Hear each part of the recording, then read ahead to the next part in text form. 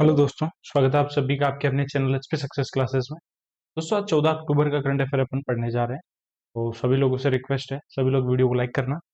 और होमवर्क के क्वेश्चन का रिप्लाई बहुत ही हम स्टूडेंट कर रहे हो, और मैंने आप लोगों को क्लियर चीज बोल दी है। जब कोर्स लॉन्च हुआ था आईबीपीएस पीओ का, उसमें बोला था कि 12 अक्टूबर तक ही आपकी इसकी वैलिडिटी रहेगी। तो अब आप लोग बार बार वही क्वेश्चन मत करो।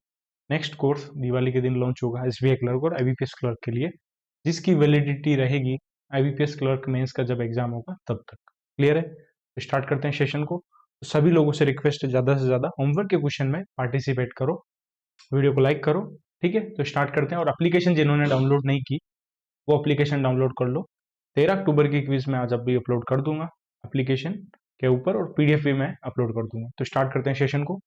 सबसे पहले होमवर्क के क्वेश्चन की बात करें तो देखो, लास्ट क्लास में मैंने पूछा था, इंडिया ने फूड एंड एग्रीकल्चर ऑर्गेनाइजेशन के साथ पार्टनरशिप की थी to make 3 world class blue port बनाने के लिए। 3, ठीक है। उसके लिए टोटल 369 करोड़ की इन्वेस्टमेंट की है। अब 3 पोर्ट कहाँ कहाँ बनेंगे? तो ये पहला है वानक बारा Diu,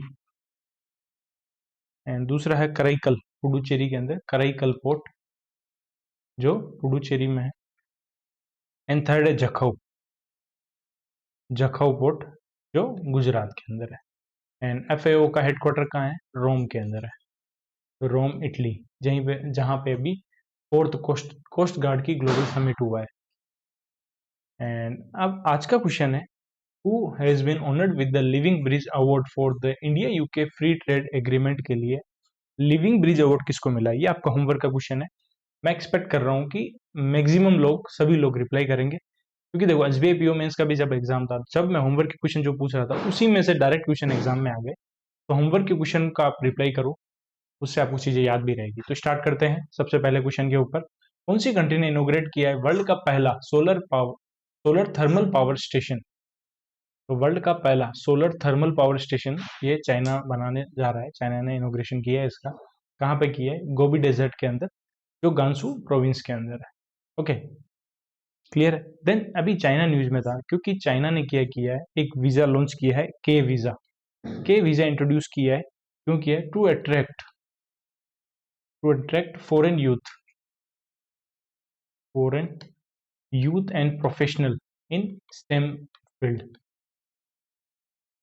science technology engineering and mathematics के अंदर ज्यादा से ज्यादा फॉरेन के यूथ और प्रोफेशनल जो है, प्रोफेसर है, वो चाइना के अंदर आए। उनके लिए उन्होंने, चाइना ने के वीजा इंट्रोड्यूस किया है। देन साउथ अफ्रीका के अंदर अभी रिसेंटली G20 समिट जो है 2025 का साउथ अफ्रीका के अंदर हो रहा है। अमेरिका के अंदर 2026 में G20 समिट होगा।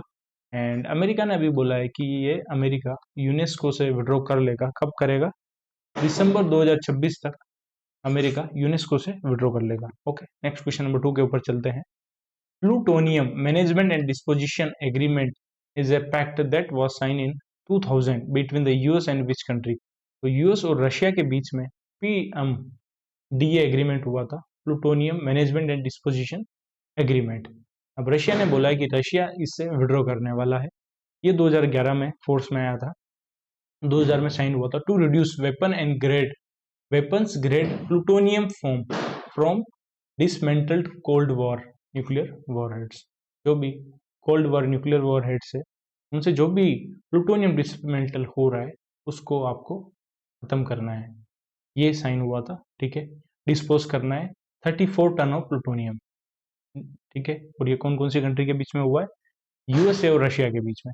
यार अभी थोड़ी हेल्थ सही नहीं लग रही है मेरी प्रॉपर, क्योंकि अभी वर्कलोड भी बहुत है, इस वजह से थोड़ा अपन कवर नहीं कर पा रहे। अभी 18-19 तारीख से अपन, मैं अच्छे से एक ही दिन में 2-2 3-3 क्लास डालूंगा करंट अफेयर की जो पेंडिंग है। डोंट वरी, थोड़ा सा पेशेंस रखो। एंड हंगरी के एक पर्सन है, उनका नाम है लेजलो क्रेजेन नोरखाई, क्रेजने नोरखाई। ये न्यूज में थे क्योंकि इनको भी लिटरेचर के अंदर नोबेल प्राइज मिला है 2025 का।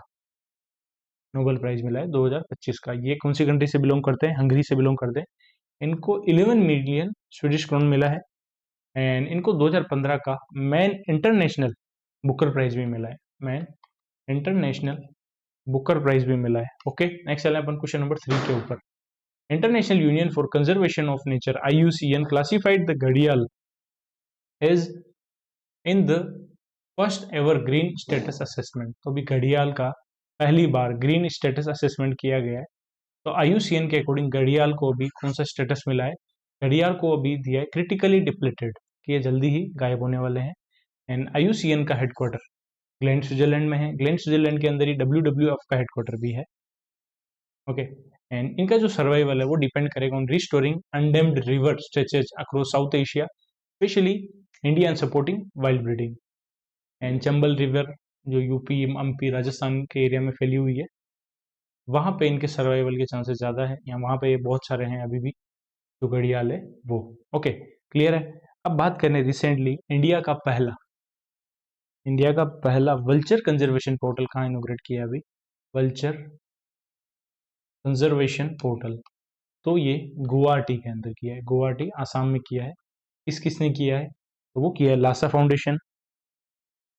Foundation, V foundation and Assam bird monitoring ने इंडिया का पहला वल्चर कंजर्वेशन पोर्टल इनोग्रेट किया है। किसके लिए?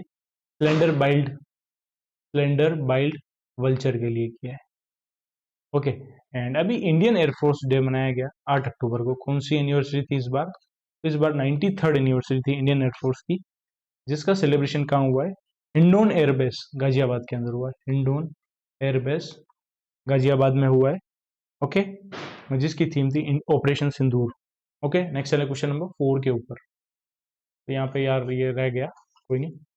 विच tech giant has chosen Mumbai and Visakhapatnam as landing site for the undersea cable project? इसका नाम है वाटरवर्थ, और $5 मिलियन का कॉन्ट्रैक्ट किया है।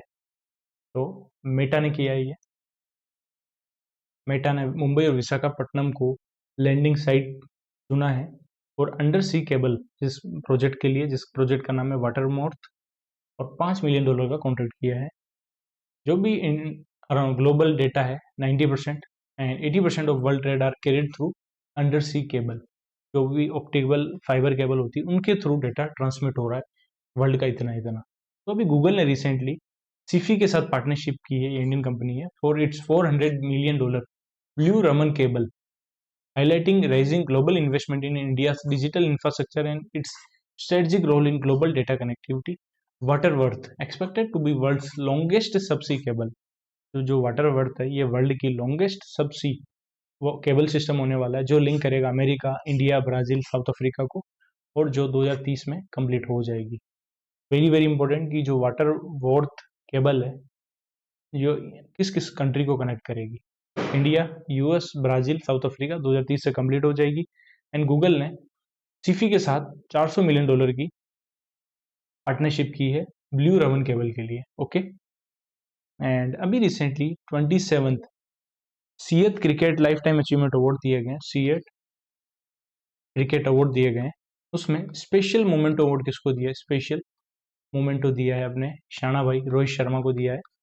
And life time achievement award किसको मिला है? वो मिला है ब्रायन लारा को, जो वेस्ट इंडीज के क्रिकेटर रह चुके हैं। And award for outstanding leader, award for outstanding leader का अवार्ड किसको मिला है? वो मिला है तेम्बा बबूमा फ्रॉम साउथ अफ्रीका।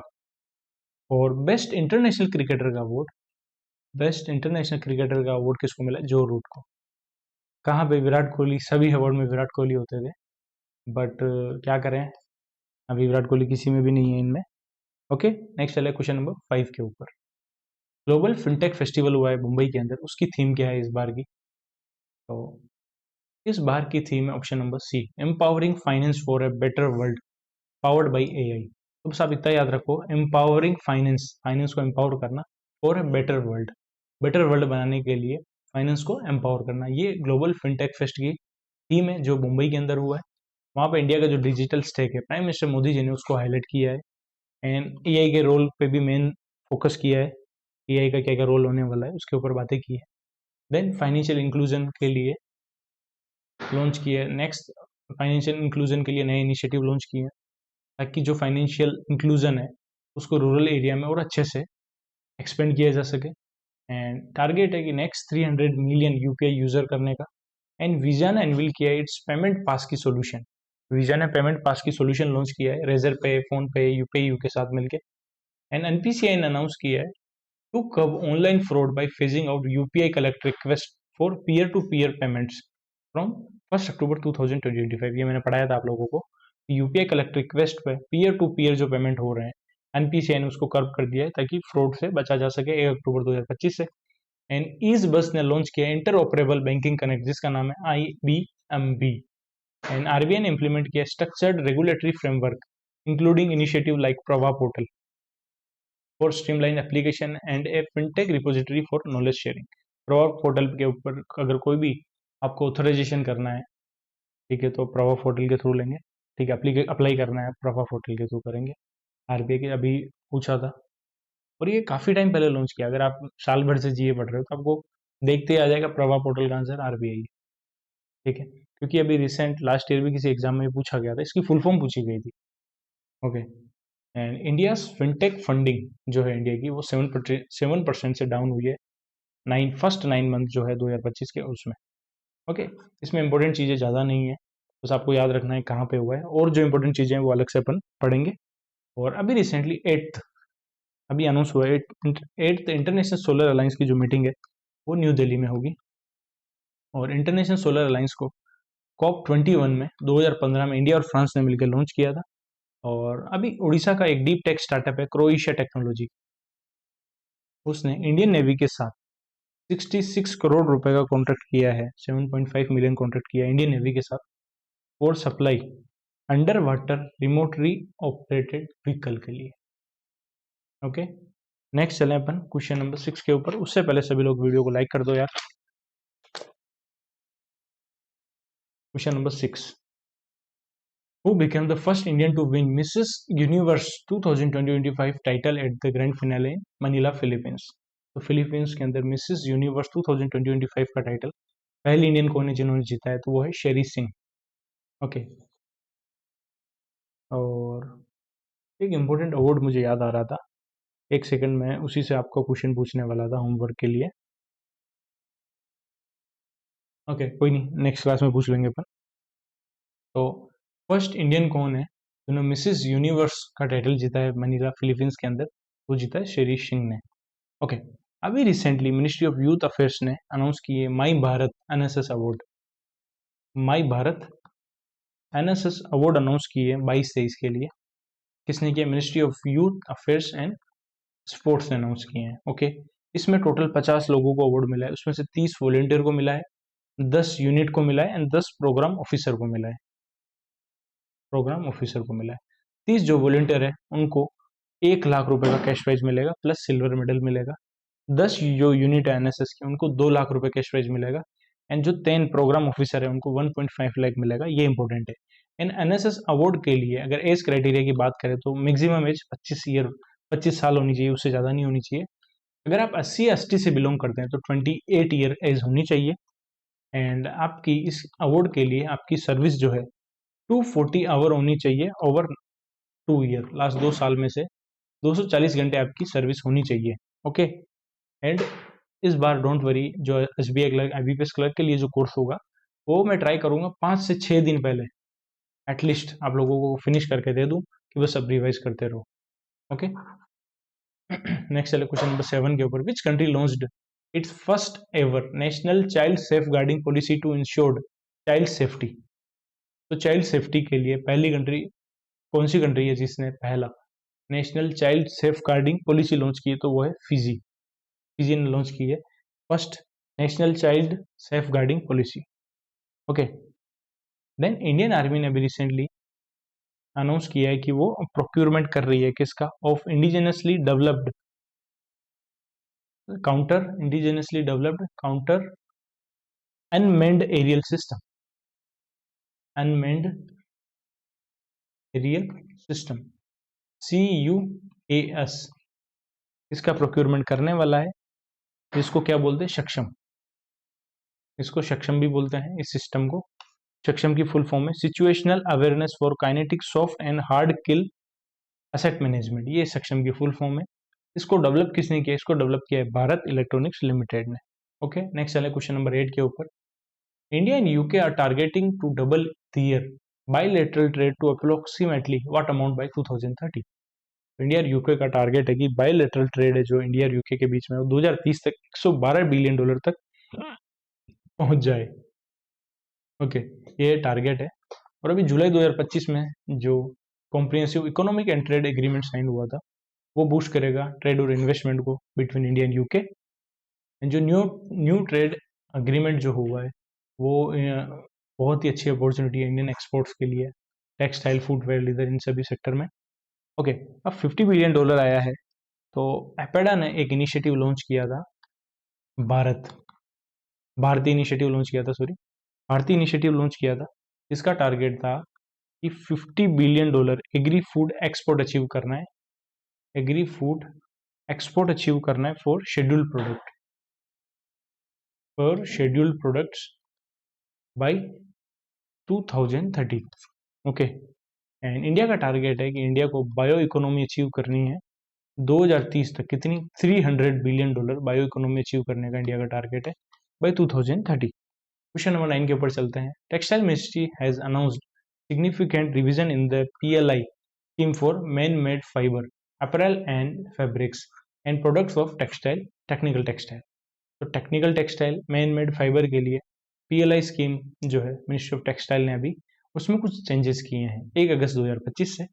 इसके अकॉर्डिंग द मिनिमम इन्वेस्टमेंट जो रिक्वायरमेंट है for all new applicants has been reduce to what amount from 300 crore in part 1 category.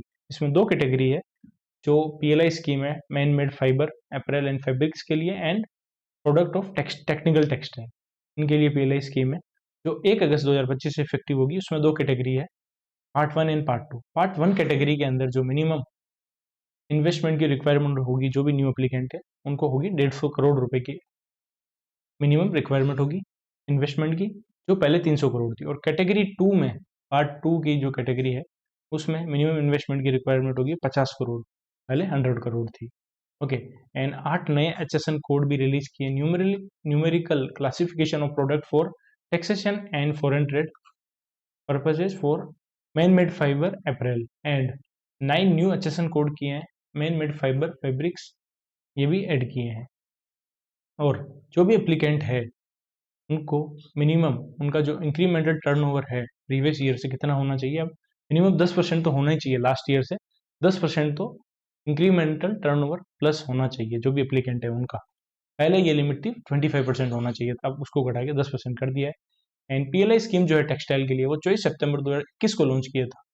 इसका टोटल कॉर्पस जो है 10,683 करोड़ है to promote the man made fibre and technical textile. Clear है? And अभी recently अपन ने पढ़ा था ministry of electronics and IT information technology ने technology of transfer of technology announce की है under AgriEnIcs programme, under AgriEnIcs programme के लिए।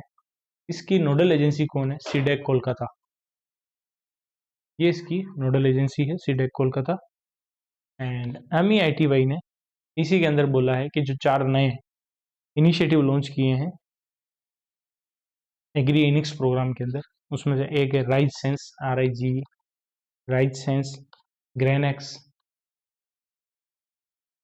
CTVIU, VIEU, ये तीनों लॉन्च किए हैं क्रॉप क्वालिटी मॉनिटरिंग के लिए, क्रॉप क्वालिटी मॉनिटरिंग के लिए। एंड एक और किया है ODOR प्रवाह, ये लॉन्च किया है real time order and emission monitoring at waste management के लिए। ओके, लास्ट क्लास में पढ़ा था।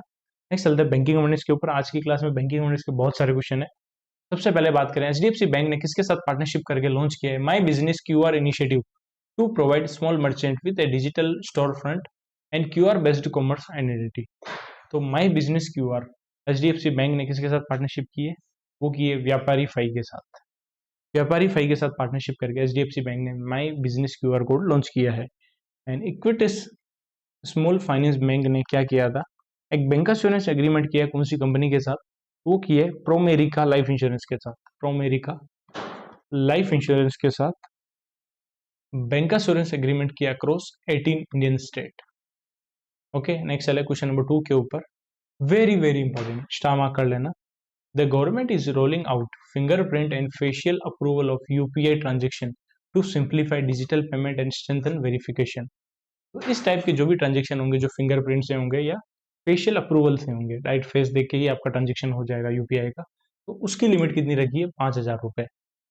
तो जो अपन पिन डालते थे पहले पेमेंट करने के लिए कि पिन डालो, उसको भी आप हटा देंगे। जो पिन डालते हैं उसकी भी मैन्युअली उसको एंटर करने की रिक्वायरमेंट नहीं होगी। बट स्टार्टिंग फेज में देखो, अगर स्टार्टिंग में ही अपन बहुत लिमिट रख देंगे तो जो भी इसके ड्रॉप बैक है वो पता नहीं चलेंगे। ड्रॉप बैक पता नहीं चलेंगे अपन को, ड्रॉप बैक पता नहीं चलेंगे तो अपन क्या करेंगे? इसलिए अपन ने लिमिट कम रखी है एनपीसीआई ने, कि जो भी फेशियल अप्रूवल से और फिंगरप्रिंट से जो भी पेमेंट होंगे वो 5,000 रुपये तक के ही हो पाएंगे। क्लियर है? तो देखो, अभी अपन ने पढ़ा था यूपीआई की जो पर्सन टू मर्चेंट की जो लिमिट है 24 आवर की, वो कितनी कर दी? क्यूमुलेटिव लिमिट वो 10 लाख रुपए कर दी। किस किस के लिए? अगर आप कैपिटल मार्केट में इन्वेस्टमेंट कर रहे हो, या फिर आप लोन का कोई रीपेमेंट कर रहे हो, या फिर इंश्योरेंस का पेमेंट कर रहे हो, तो उसकी क्यूमुलेटिव लिमिट 10 लाख है। बट अगर आप ज्वेलरी बाई कर रहे हो या क्रेडिट कार्ड का बिल पे कर रहे हो तो उसकी लिमिट 6 लाख रुपए है। ओके, नेक्स्ट चले क्वेश्चन नंबर 3 के ऊपर। वेरी इंपॉर्टेंट, कल पढ़ा था आपने, उसी से रिलेटेड है।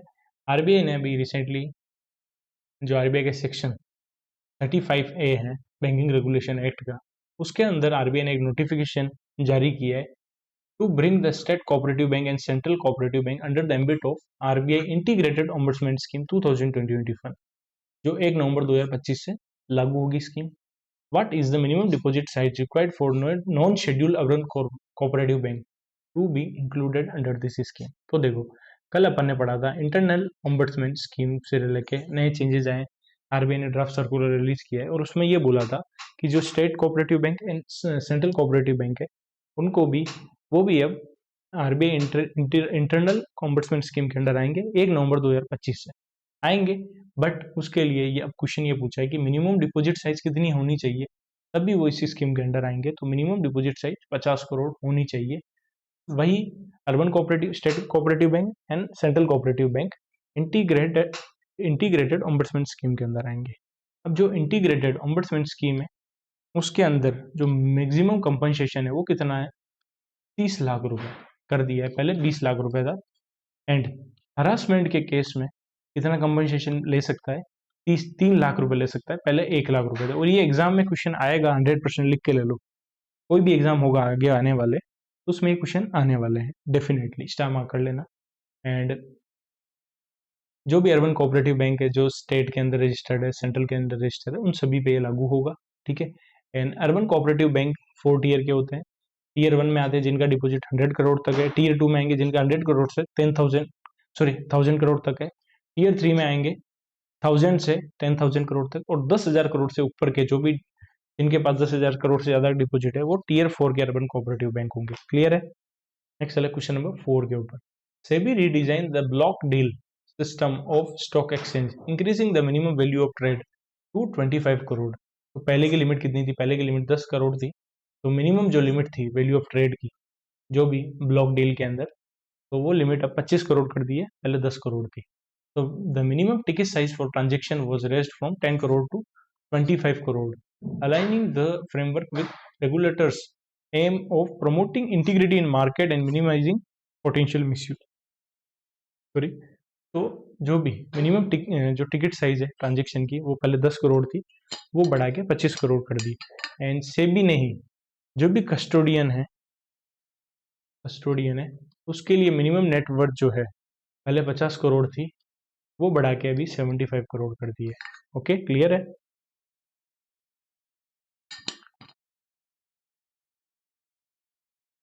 यार अभी कुछ दिनों से ज़्यादा सीटिंग की वजह से थोड़ा नेक में बहुत पेन हो रहा है, तो सीटिंग बहुत एक्सेसिव हो रही थी, उस वजह से थोड़ा सा बॉडी को रेस्ट देना जरूरी है। एंड इसी में यही बोला है कि जो नया सिस्टम आएगा also facilitate the functioning of the stock exchange from 8:45 to 5 PM। तो जो स्टॉक एक्सचेंज का फंक्शन होगा 8:45 से अब 5 बजे तक होगा, जिसमें 2 सेपरेट ब्लॉक डील होगी विंडो की। एक तो होगी मॉर्निंग में, एक होगी आफ्टरनून में। मॉर्निंग सेशन 8:45 से 9 AM तक होगा जो ब्लॉक डील का है। Okay, with the previous day's closing price serving as the reference point. तो प्रीवियस डे का जो भी क्लोजिंग प्राइस होगा वो रेफरेंस पॉइंट होगा, इतना डीप में नहीं जाना। एंड आफ्टरनून का जो सेशन होगा 2:05 से लेके 2:20 तक होगा। ठीक है।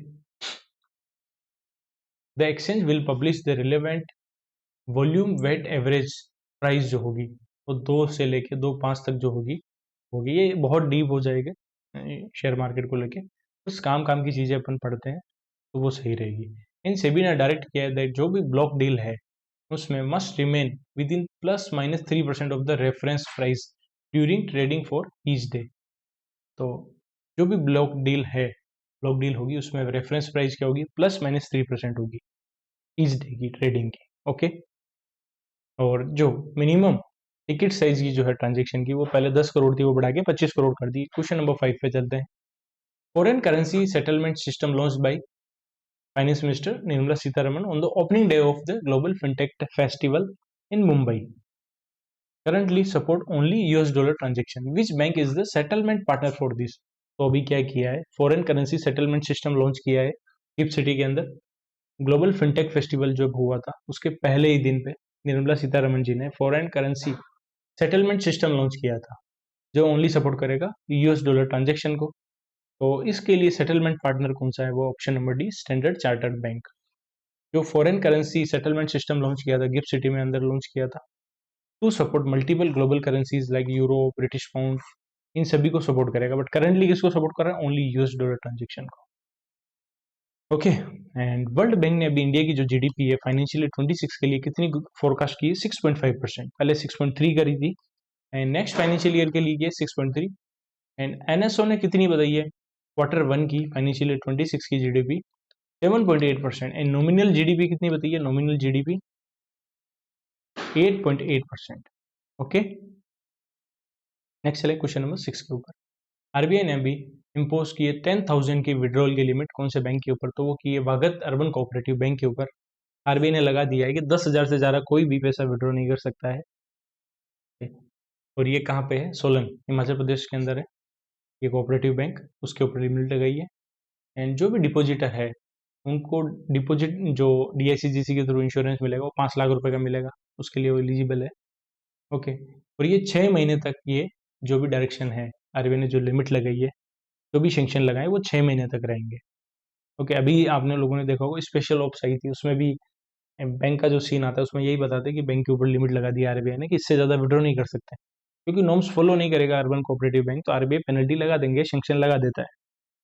एंड आरबीआई ने भी रिसेंटली इंट्रोड्यूस किया है UMI, unified market interface, unified market interface RBI ने इंट्रोड्यूस किया है for tokenisation of financial asset, tokenisation of financial assets, blockchain and wholesale CBDC के लिए आरबीआई ने इंट्रोड्यूस किया है unified management interface. Question number 7 पे चलते हैं। Government of India floating rate bond 2028 is a debt instrument with a variable coupon rate. इसके लिए मिनिमम इन्वेस्टमेंट होती है 1,000 रुपए की।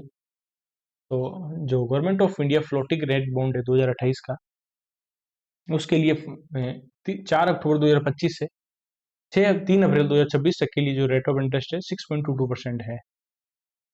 जो बॉन्ड का कूपन रेट होता है, जो रेट ऑफ इंटरेस्ट होगा, वो डायरेक्टली लिंक होगा to the yield of 182 days treasury bill के साथ लिंक होगा, 182 दिन के ट्रेजरी बिल के साथ लिंक होगा। और उसके अलावा मेच्योरिटी डेट ये इंपॉर्टेंट नहीं है। जो मिनिमम इन्वेस्टमेंट है वो 1,000 रुपये है, रेट ऑफ इंटरेस्ट कितना है इस हिसाब से कैलकुलेट करते हैं, ये इंपॉर्टेंट है। वो करेंगे 182 डेज का जो ट्रेजरी बिल है उसके साथ ये लिंक होगा। और the interest rate is variable and reset semiannually, साल में 2 बार जो इंटरेस्ट रेट है वो चेंज होती रहेगी। The rate consist of a base rate which is the average of the weighted average yield of the last 3 auction of 182 days treasury bill plus a fix spread of 0.64%। ये बहुत important है कि एक second, थोड़ा सांस लेने में दिक्कत हो रही है यार।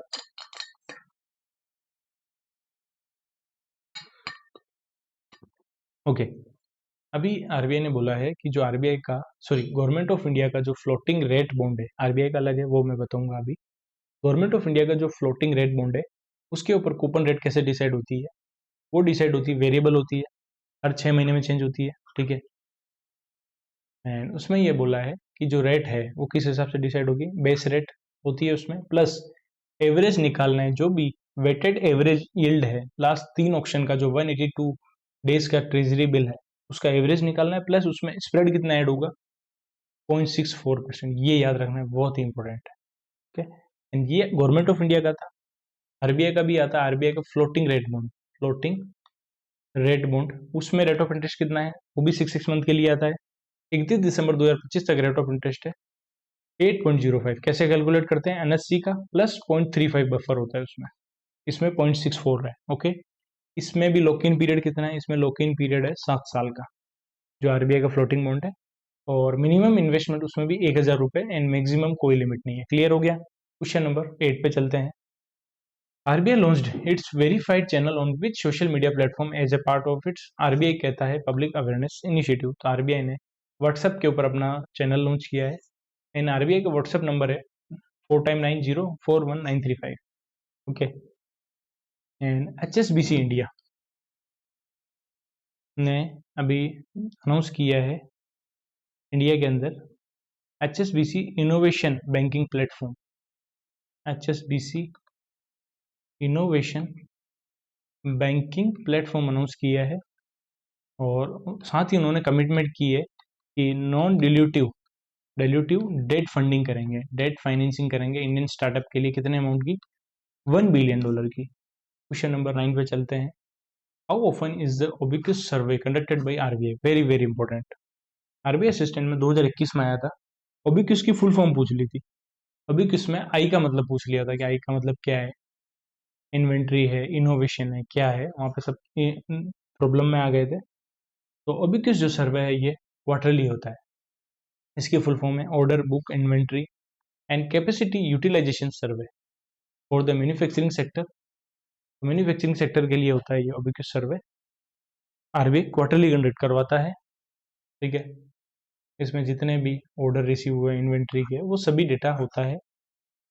बाकी चीज इंपॉर्टेंट नहीं है, जो काम की चीज है वो मैंने बता दी। ओके, इसको मैन्युफैक्चरिंग सेक्टर के लिए 2008 में लॉन्च किया था पहली बार, ये भी याद रखना है। यार अभी जब विंटर का टाइम आता है ना, जब ये दिवाली के पटाखे वगैरह, तो उससे थोड़ी सी एलर्जी है, ब्रीथिंग की इशू होता है मुझे, इस वजह से थोड़ी आपको आवाज आ रही होगी। नेक्स्ट चले अपन क्वेश्चन नंबर 10 के ऊपर।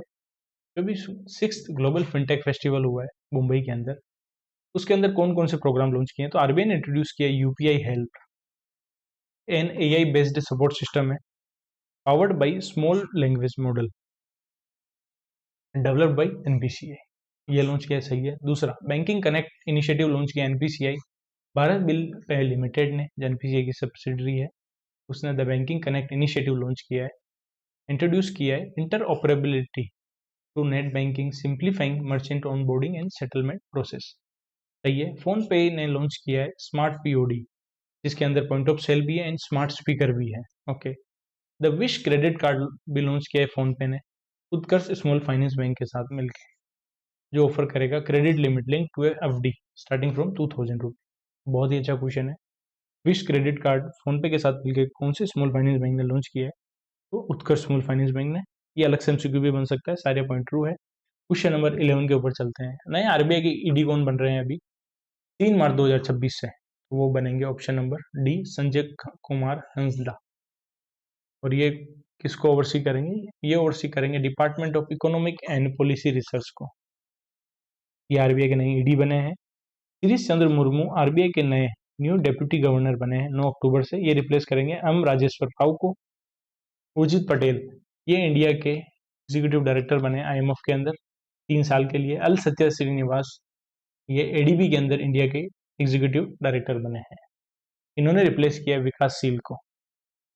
ओके, और जो गिरीश चंद्र मुर्मू, इनको 3 साल के लिए न्यू डेप्यूटी गवर्नर बनाया है। क्वेश्चन नंबर 12, कौन सी ऑर्गेनाइजेशन ने अभी एमओयू किया है with Andhra Pradesh Grameen bank to provide shrimp farmer insurance. तो श्रिम्प फार्मर को इंश्योरेंस प्रोवाइड करने के लिए agriculture insurance company of India limited ने आंध्र प्रदेश ग्रामीण बैंक के साथ पार्टनरशिप की है to provide shrimp farmer insurance. Okay, and NPCI ने भी बहुत ही इंपॉर्टेंट क्वेश्चन लॉन्च कर दिया एग्जाम के लिए, आप लोगों के लिए। एनपीसीआई की नई सब्सिडरी का नाम क्या है, न्यू सब्सिडरी, उसका नाम है NPCI Technology Solution Limited, Technology Solution Limited, NTSL. ये लॉन्च किया है NPCI Technology Solution Limited. NPCI की जो सब्सिडरी है NIPL, National BHIM Service Limited, National Bharat Bill Payment Limited, National International Payment Limited जो एनपीसीआई की नाम है, ये चारों। ओके, क्वेश्चन नंबर 13 पे चलते हैं। Pay a leading digital payment platform that recently acquired a 40% stake in Binance. Binance कौन सी कंट्री से अंदर है? तो वो जापान बेस्ड है बिनेंस। उसके अंदर पे ने 40% स्टेक खरीदा है। एंड सेबी ने लॉन्च किया है सेबी चेक, जो क्या करता है, जो वेरीफाई करता है यूपीआई आईडी को। यूपीआई आईडी को वेरीफाई करेगा, उसके साथ सफिक्स क्या लगाना है। अगर आप ब्रोकर हो तो आपको .brk लगाना है सफिक्स। अगर म्यूचुअल फंड के इन्वेस्टर हो तो .mf लगाना है। नेक्स्ट एंड लास्ट क्वेश्चन, कौन सी फिनटेक कंपनी ने अभी recently king Kohli, Virat Kohli and Anushka Sharma को इनका ब्रांड एम्बेसडर बनाया है? I the launch of its UPI app. तो ये किया है पे10 ने अपना यूपीआई ऐप लॉन्च किया है। उसी टाइम विराट कोहली और अनुष्का शर्मा को इनका ब्रांड एम्बेसडर बनाया है। ओके दोस्तों, thank you for watching this video. मिलते हैं नेक्स्ट वीडियो में। थोड़ा सा पेशेंस रखो, मैं सारी चीज़ें कवर करवाऊंगा। थोड़ा सा मुझे सही होने दो, मेंटली फिजिकली फिट होने के बाद मैं सारी चीज़ें और अच्छे से कर पाऊंगा और जल्दी कर पाऊंगा। तो 2-4 दिन का टाइम दो। ओके, मिलते हैं नेक्स्ट वीडियो में। जय श्री राम, राधे राधे।